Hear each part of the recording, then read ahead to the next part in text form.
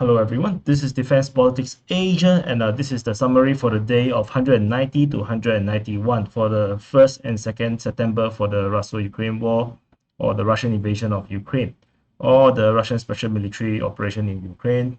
And so there is no particular missile strike that I want to talk about, so let's go straight down to the southern front. So at the Mykolaiv Front, there's one information that I have missed out previously from the 30th of August. There's actually fighting reported in the area of the Kherson Regional Infectious Hospital. So it's around here. Just note, it's actually quite deep into Russian controlled territory in Kherson. This is actually the Kherson International Airport. And the fighting is reportedly around the hospital area, and it's actually launched by DRG, the Deep Reconnaissance Group, or no, I prefer to call them commandos. And they try to pin. So according to the RIBA, the pro-Russian source, they say that according to information from the local residents, at 6:30 in the morning, the DRG actually penetrated along the Mykolaiv highway into the area of the hospital, and a fight broke out. And during the clash, these Ukrainian forces was destroyed. The area was cordoned off, and inspection is being carried out. And this is actually part of the start of the entire Kherson offensive, where this commando group is actually out to cause havoc and chaos in the Kherson city area, because due to the fog of war, a lot of people do not know what's happening, and a small force of commandos will be able to panic the entire city into some chaos. And if they choke up the road, the Russian forces will find it very hard to reinforce the front where the real fighting is actually happening. However, this incident seems to not trigger some mass panic. I think maybe also because the fighting is not fierce enough, and the information probably did not filter through the entire region. So that's a dated information that I forgot to mention. So let's move on to the Mykolaiv Front. So at Andriivka, there is no more fighting reported over there, and the Russians continue to bombard Ukrainian positions at the rear. And according to RIBA, the pro-Russian source, there is a gathering of Ukrainian forces at Posad-Pokrovske, and they believe that the Ukrainians are accumulating forces to launch a new offensive. So for those that know, a lot of the pro-Russian sources, or analysts, or OSIN, or whoever, they say that the Kherson offensive is already a failure. In fact, some of the pro-Ukrainian Twitter accounts had already considered some kind of defeat, saying that this Kherson offensive has already failed. However, under DPA's point of view, we do not think that the offensive has failed. I think that the Kherson offensive is actually still going very strongly. Yes, there is a lot of casualties as a result of using infantry to rush the Russian positions. However, the reality is that the Ukrainians are still attacking. They are still maintaining the intensity of the offensive, and this is something that I had mentioned, I think 2 summaries ago, that this is important for the Ukrainians to hold on to this momentum. They cannot stop the offensive, because if they stop, then they will actually get bombarded by Russian artillery, which it does happen. A lot of Ukrainian soldiers actually got killed because they stopped at the position that they were in. It's important for the Ukrainians to just keep pushing and put pressure on the Russian forces in order to push them back. However, over here at the Ternovi Pody region at Zeleny High, there is a counter-offensive by the Russian forces, and they actually, after capturing Zeleny High, they actually launched a offensive towards Ternovi Pody, and they actually managed to capture Ternovi Pody. according to the Russians, they know this as a Ternovy Pody, and that's why sorry, so this color flag is wrong. This is actually a orange flag, the red flag. So the Russians recaptured Ternovy Pody, which is why the front line here has been pushed back towards the edge of Lyubymivka. Moving on to the Kyselivka, Potomkyne, Partizanske, Blahodatne region, the Ukrainians launched another offensive, this time round from Kyselivka to Blahodatne only. So it's no longer a pincer like the previous summary that I had mentioned, where they launched an attack from Partizanske and Kyselivka concurrently. That attack had failed. This time around, they only sent a force from Kyselivka. According to the pro-Russian source Ryba, they said that this Ukrainian force lost 2 infantry fighting vehicles and several infantry soldiers, and they actually pull back again. So this is the kind of not a good thing for the Ukrainians, because they have to commit to the attack. They might lose a lot of soldiers, so which is why it's important that they have a bigger force to actually push to put pressure on the Russian forces that is actually entrenched over at Blahodatne. If not, then they should not go for Blahodatne, but they should actually go for Vysokopillya, Bohanivka, do an encirclement, force them out of their entrenched position. This is, if you just rush the entrenched position, it is very costly. But with enough troops, I believe it is possible to capture the position. There is this report of Russian bombardment on the position of Novopetrivka, and this position is actually marked as under Russian control under DPS mapping. So this actually create this disputed zone where we have listed this as the Ukrainian MoD claim over Novopetrivka. Otherwise, that's all from the Mykolaiv Front.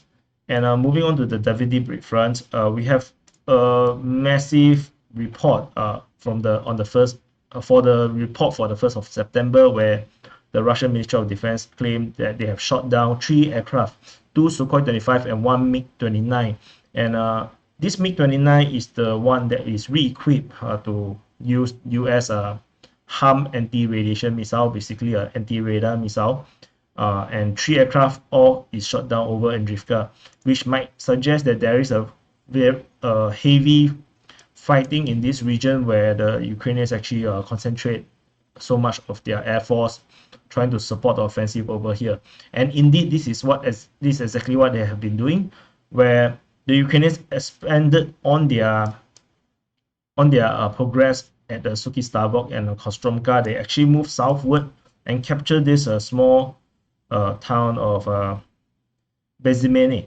So they actually captured Bezimenne according to hour-to-hour report from the pro-Russian source Ryba. They say that as of 6 p.m. on the 2nd of September, the Ukrainian forces have entered Bezimenne, which is Bezimenne on the Google map, west of Kalomarsovsky, which is actually the old name for the Khreshchenivka. So however,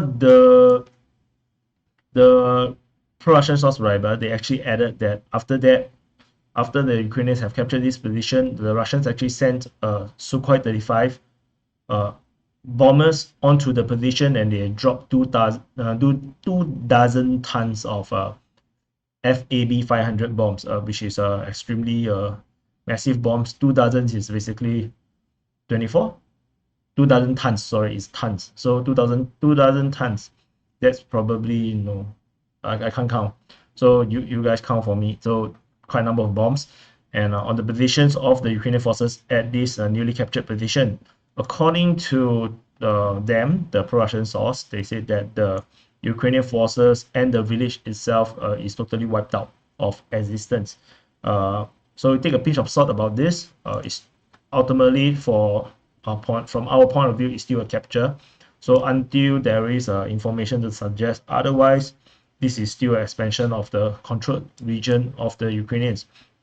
And This expansion also happened in the northern part of Suky Stavok, where the Ukrainian forces from Lozove, after expanding eastward, they actually have reached the outskirts of Bilohirka, and they are now holding a control on the western outskirts of Bilohorka, which is Bilohirka.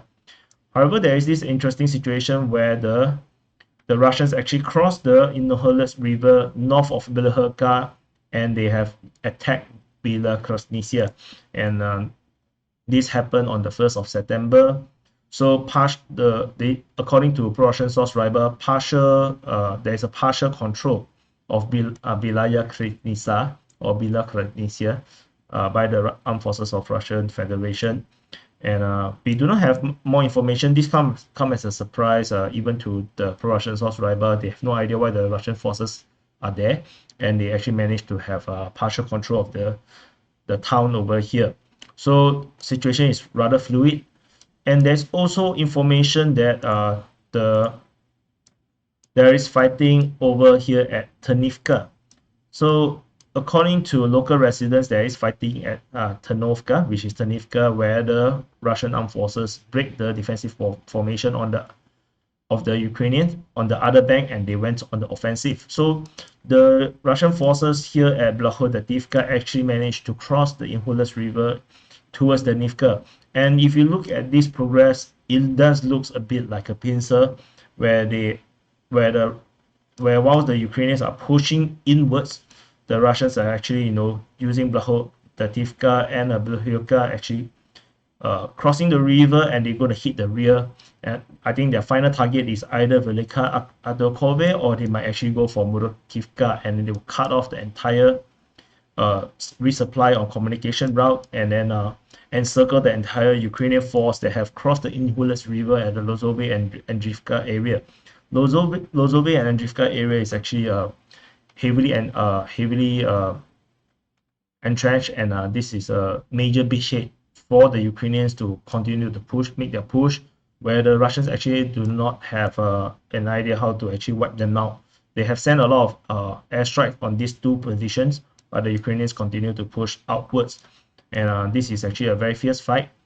So it still remains to be seen whether the Russians will be able to push out of Ternivka and at Bila Krynytsya, or perhaps this is just a diversionary force to force the Ukrainians backwards and not go too far, because this is indeed a widening front where the Russians might not have enough troops to actually contain them. There is also reports of fighting at Davydiv Brid from the Ukrainians towards the Russians. So this is mapped by Ryber's mapping. They did not write anything about this, but this is likely to be correct. Just that there is no breakthrough. So Davydiv Brid as such is actually under Russian control. So this is a Ukrainian offensive towards Davydiv Brid, but not much is being talked about these locations. So this is Davydiv Brid Front. And moving on to Kryvyi Rih Front, this is another part of the major fighting that is going on for the Ukrainian Kherson major counteroffensive, where the Ukrainians have captured a good part of Vysokopillya and Olhyne, as well as most of Arkhanhelske. The fighting actually continues over from the 1st to the 2nd in all three locations. According to the pro-Russian source Ryber, the Russians managed to control the southern half of Olhyne and Vysokopillya. However, this is just what they say. I think we can take a pinch of salt. There's a good possibility that they actually got pushed out of the town, and the Ukrainians are actually holding most of it. There is bombardment reported at Olhyne though. So according to the Ukrainian Defense Ministry, they said that the Russians actually shelled Olhyne. So this could also mean that Olhyne is actually more captured by the Ukrainians than what the Russians have suggested. However, we do not have reports of shelling at Vysokopillya, so perhaps the Russians have a better position over here. In terms of Arkhanhelske, in the previous summary, we have reported that the Ukrainians have captured this town, and the fighting was reported on the northern side based on the latest information from the 1st of September, and this situation remains unchanged as per the latest information from the from the situation on the 2nd of September. So so that's why I say that the Ukrainian Kherson counteroffensive, or the Kherson offensive, remains to be very active, and the Ukrainians actually still have still is fighting, pushing very strongly, and it doesn't look like a surrender, or it doesn't look like a failure from my point of view. And in fact, there is a lot of locations that is disputed by the Ukrainian Defense Ministry. Like, they have a claim over Lyubymivka, as they reported shelling over here at Lyubymivka on the 1st of September. And then on the 2nd of September, they actually claim control over Khreshchenivka, where they also reported shelling in this position. So given this situation, there might be a possibility that the Ukrainian forces actually launch offensive over here from the Posad-Pokrovske to Lyubymivka line. They actually move southward, and there is a possibility that they already captured Petrivka as well, and perhaps even Mykolaiv. So the line might actually be here. But however, based on the current situation, we only have information as per like this. So the Kherson offensive is still moving strongly, and I feel if you are pro-Russian or you are supporting Russia, don't be too happy.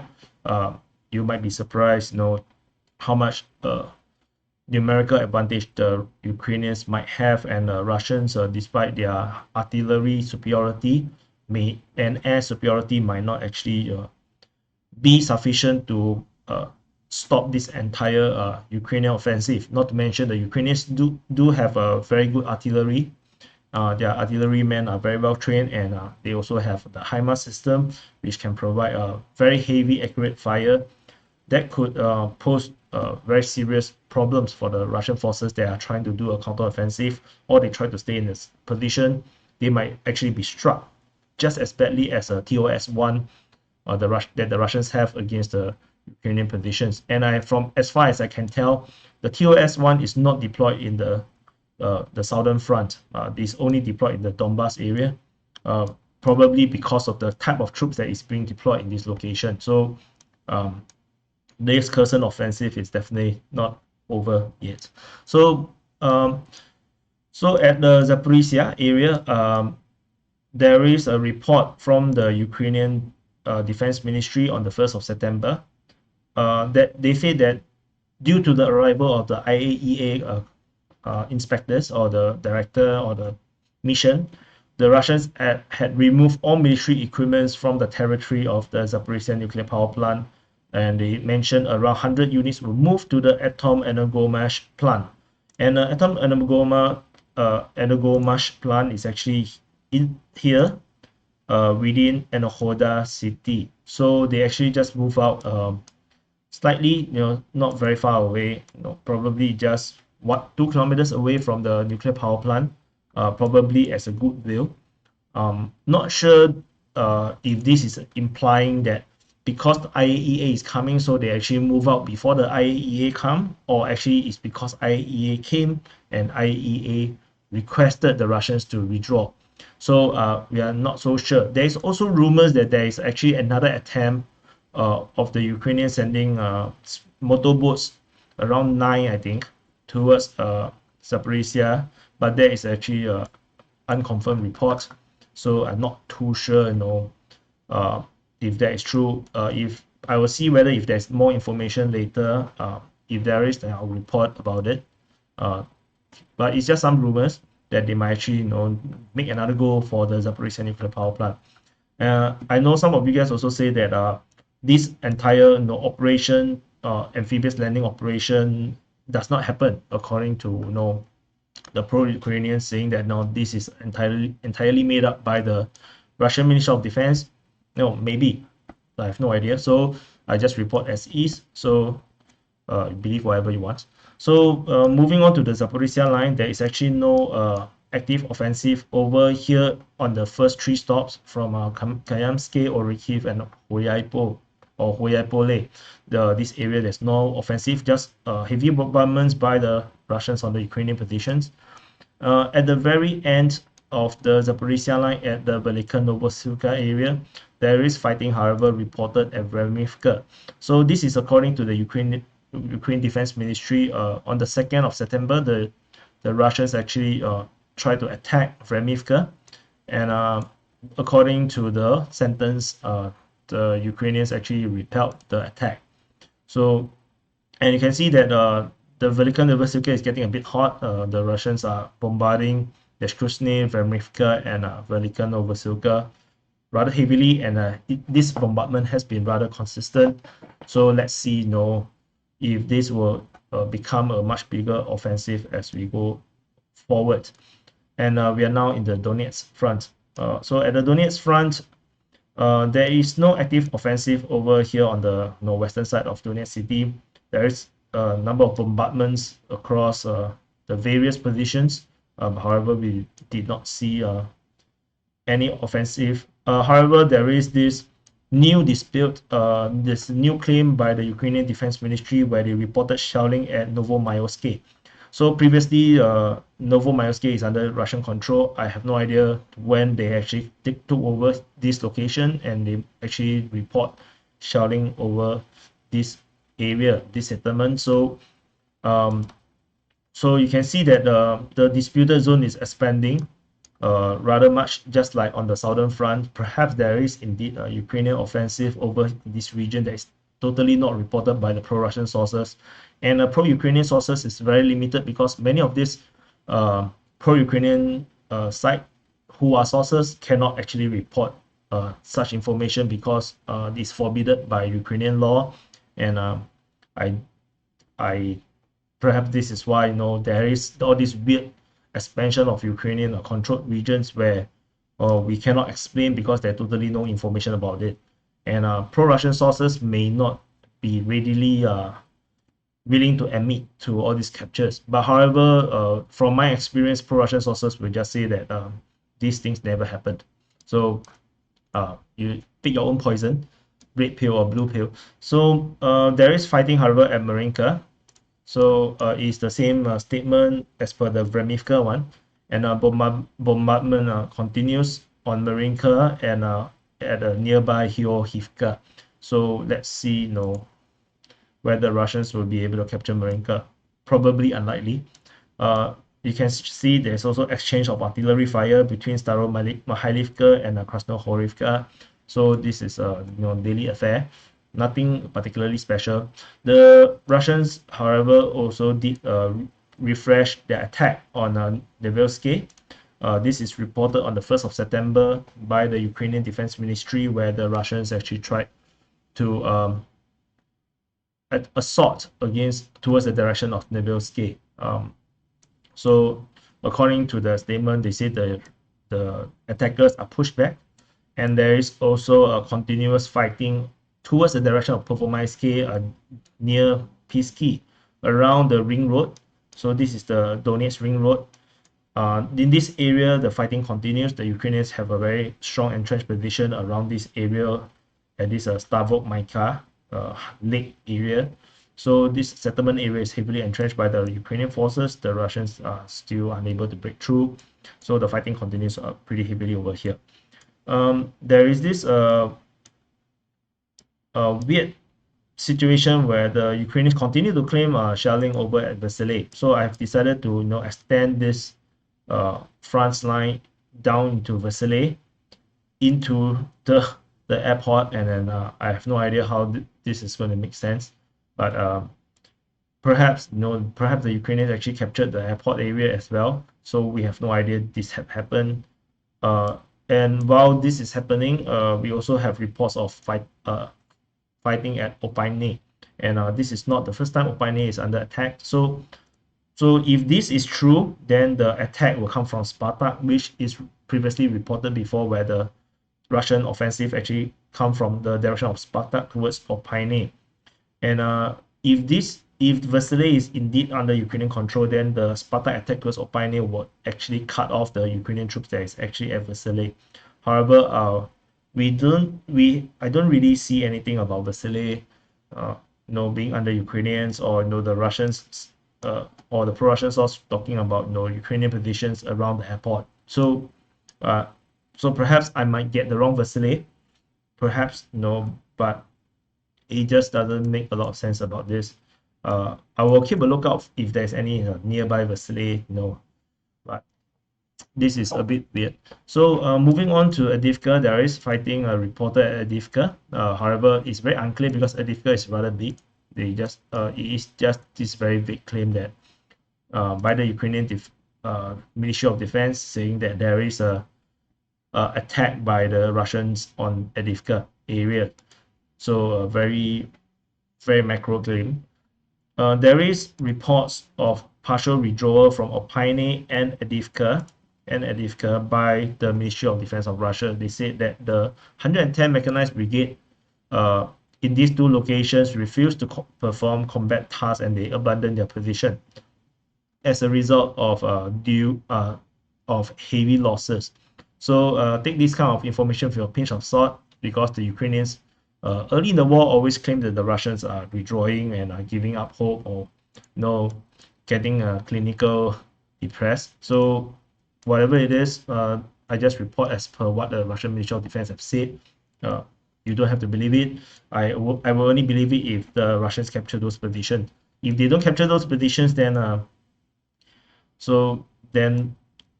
this partial withdrawal doesn't mean a lot.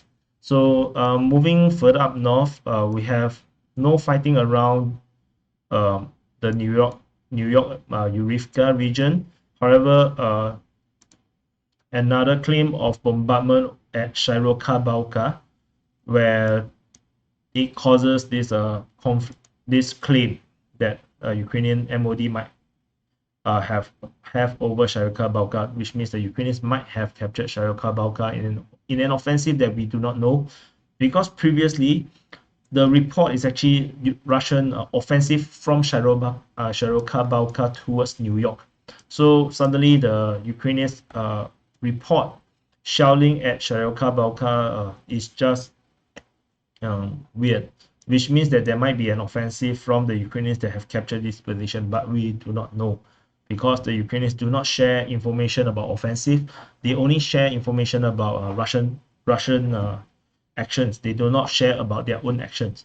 So we are unclear what is the situation, which is why it's very important to continue to mark all these shelling report or conflict or claims of shelling in these positions, because this might actually indicate where the actual front line is. Or they might be just false information. We do not know. The fighting at Mayos actually flare up again. So we are now in the Bakhmut front, and according to the Ukrainian Defense Ministry, they said that the so-called Kyselivka, I think this probably the Chechen forces, trying to advance in Mayos settlement, because Kyselivka sounds like Khydovites. So it could be the Chechen forces, because Chechen forces have actually withdrawn from action for a good 1 month or two. So maybe the Chechen forces are now back in action after their rotation, after resting. So that could be a case. At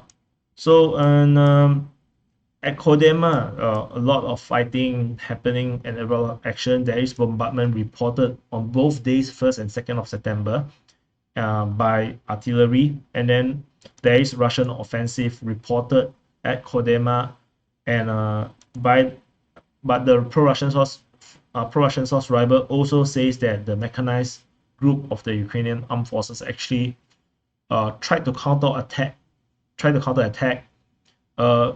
in the second day in a row, which means that the 1st and 2nd September, on both days, the Ukrainians are actually launching active attack against the Russian positions, which means that on both sides they are actually trading offensive, which means the fighting at Kodema is extremely fierce. So my understanding is that the Russian forces at Kodema is the Wagner private military contractors. Their numbers are not huge, and they are reportedly outnumbered by the Ukrainian forces over at Kodema region. So there is no guarantee that the Russians is able to continue to hold this position should the Ukrainians able to pull together and push through the Russian defenses. So very fierce fighting over there. Another fierce fighting position is actually at Zaiseve. However, as I said, the information is not so exciting, where it's mainly talking about the Russian forces actually attacking towards Zaitsev. Otherwise, there is no other information. So, and the fighting at Vesela Dolina continues on the 1st of September. I haven't seen reports of this on the 2nd of September's Ukrainian Ministry of Defense report.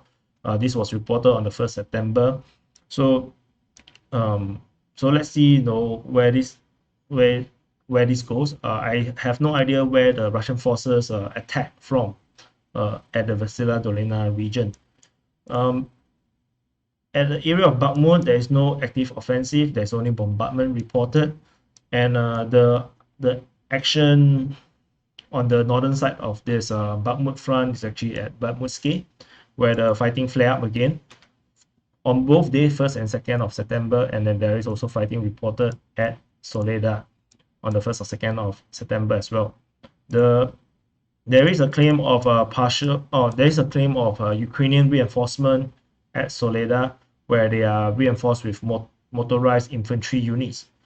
They are trained according to NATO standards, so this could be the forces that was training in the UK. So maybe they are now back in Ukraine to reinforce the attack, the front line. But I'm not sure, 1-2 months or a few weeks of training could do much. And fighting have resumed over at Yakovlivka. So the entire Bakhmut front is burning with fighting again. So another sign that the Russians indeed have finished a rotation, and these fresh troops is actually engaging in this offensive. Over at the Siversk Front, there is actually no offensive. It's just a lot of bombardments all over the place. And I have decided to add this dispute for Sperne because the Ukrainian Ministry of Defense continue to claim shelling at Sperne region, which might suggest that Sperne is actually recaptured, or at least partially controlled by the Ukrainian forces. So that's all from the Siversk Front. Not much to talk about. Over here at the Izyum Front, so this is Izyum city.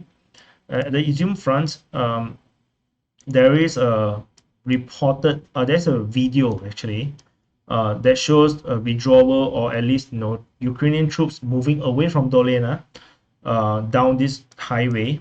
And according to Chris 759, our master Joe locator, they located that these troops, this video is actually the Ukrainians actually withdrawing from the Dolina region.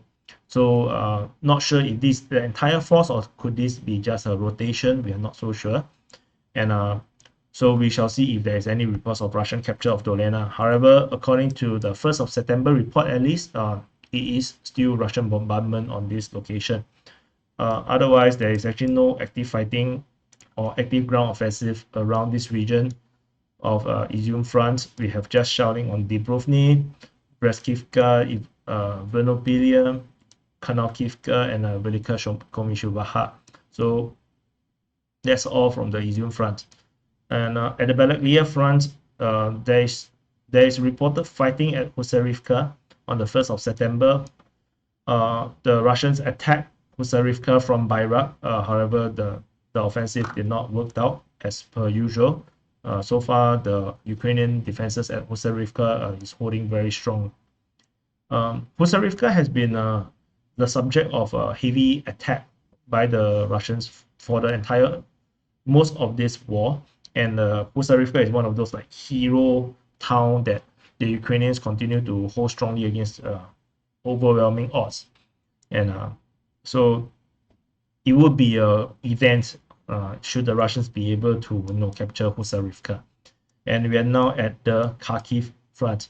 At the Kharkiv front, you can see there is a lot of stars, red stars all over the place. The Russians continue to bombard across the entire front line, probably to destroy any gatherings or accumulation of Ukrainian troops to prevent any counteroffensive over here at the Kharkiv front. However, there is report of recon forces getting contacted by the Russian forces over in the area of Dementivka. So the Ryba, the pro-Russian source, reported that these recon troops were destroyed. I don't think I think that's too easy to say. Probably, they contacted, maybe took out a few soldiers. Maybe the rest run away. They might not know. So, saying destroy is a bit too certain. And but anyway, it's still fighting. So fighting at Ternivka, and there is also fighting reported north of Udi. So this is according to pro-Russian source Ryba, where at the north of Udi, the Ukrainian armed forces also conducted reconnaissance by combat, but they actually lost a tank in the process. After the tank loss, they actually retreated. So this is according to the pro-Russian source Ryba. Otherwise, there is actually no other active fighting. Like, this is the wrong icon. Yeah. So there's no other active fighting over at the Kharkiv front. It's just bombardment. I think both Russian and Ukrainian attention is mostly in Donbass and the southern front. Especially, I think the southern front, the Ukrainians are putting most of their bets. They are gambling a lot on this offensive, and I think they have to continue to, if they really want to make a difference in this war, they have to continue to hold strong and do as much as they can in the southern offensive. Because if not, then this entire war is meaningless. They might as well just surrender, because if you cannot conquer any land, then what can you do?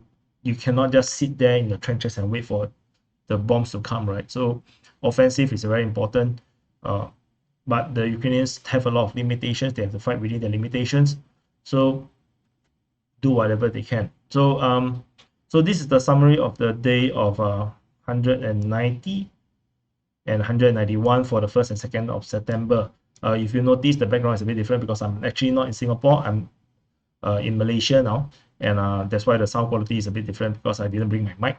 I did bring my webcam though, so this audio is actually captured by the webcam. So if it's a bit lousy, too bad. So this is the summary, and I will see you in the next update.